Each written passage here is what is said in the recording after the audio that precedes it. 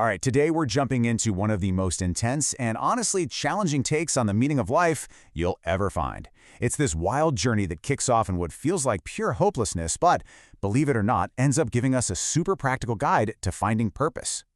I mean, it's the question, right? What is the meaning of life? Philosophers, thinkers, pretty much everyone has had a crack at answering it. And that exact question is the launchpad for our entire exploration today, guided by this ancient writer who just calls himself the teacher.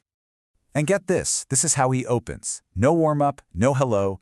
The teacher, who many believe was the incredibly wise King Solomon, just drops a bomb on us. Futile, futile, everything is futile. I mean, wow, talk about a bleak starting point for a search for meaning. But trust me, it's absolutely crucial for where he's going to take us. Okay, so to really get what the teacher is doing, we've got to wrap our heads around his starting point. Let's call it his futility thesis. This is the bedrock of his entire argument. If we don't grasp this, the rest of the journey is just going to feel, well, pointless. So, what does he even mean by futile? It's not just that stuff is useless. The original Hebrew word is actually more like a puff of smoke or your breath on a cold day. It's there for a second and then gone. It's this idea that things lack any real, lasting substance or value. Everything we do, everything we build, it just vanishes. And this is what leads him to his first big conclusion. Think about it. Generations are born, they live, they die. Empires rise, they crumble. But the earth, it just keeps on spinning, basically unchanged by all our hustle. He's saying that in the grand scheme of things, all our accomplishments don't really leave a permanent mark, no lasting value. But here's the thing. The teacher wasn't just some guy sitting around thinking deep thoughts. Nope. He was a man of action. He decided to put this whole futility idea to the ultimate test. He set up this massive, personal experiment to find just one thing, anything, under the sun that wasn't futile, something that would give him real, lasting satisfaction. And he gave this quest a perfect name: chasing the wind. And when I say he was thorough, I mean it. He went all in. First up, wisdom. He became the wisest person around. Didn't work. So he swung the complete other way. Pleasure. We're talking parties, the best wine, indulging every single desire. Next, materialism. He built huge houses, piled up gold, owned everything you could imagine. And finally, sheer hard work.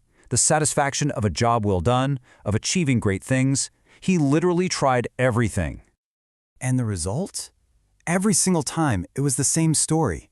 Wisdom, pleasure, money, big projects. Sure, they felt good for a little while, but in the long run, totally empty, profitless.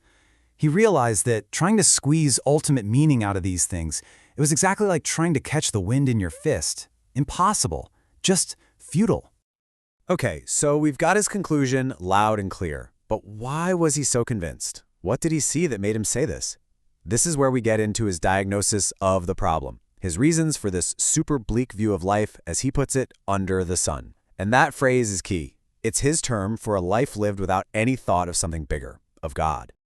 The teacher basically points to three big problems he sees everywhere. First, these endless, grinding cycles in nature. The sun comes up, the sun goes down.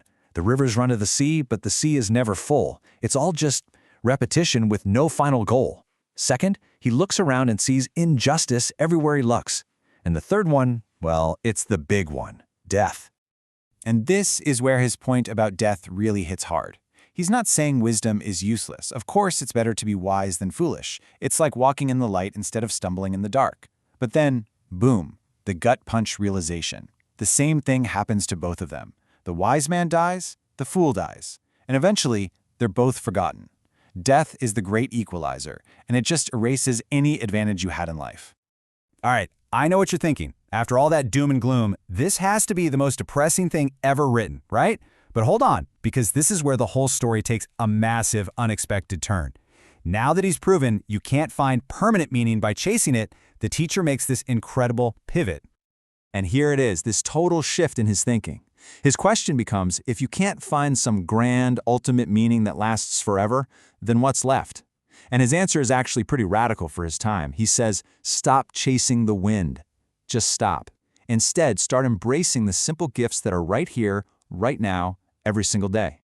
And this is the key. He says that the enjoyment you get from life, it's not something you earn. It's not a reward for being successful or working hard.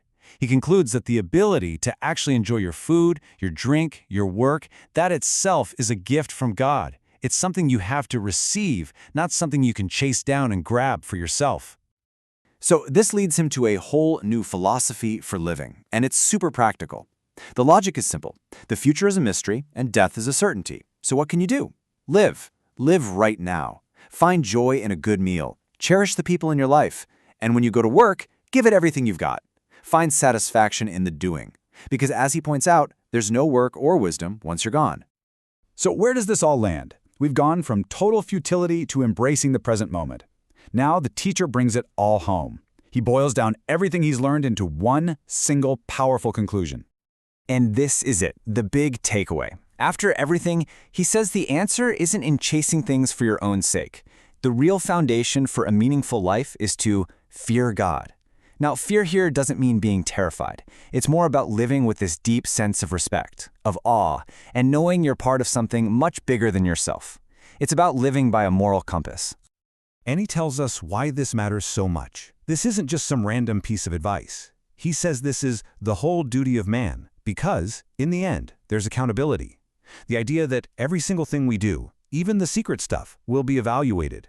That gives real weight to our lives. It gives our actions significance. It's the one thing that acts as an anchor, preventing everything from just being futile. So in the end, the teacher's incredible journey doesn't give us a simple one-size-fits-all answer. Instead, it gives us a whole new framework for how to live. It's this beautiful idea of finding real joy in the small, temporary things of everyday life, but grounding it all in a reality that's bigger than just what we see under the sun. Which kind of brings us full circle, leaving us with the same question we started with, but maybe, just maybe, with a totally new way to think about the answer.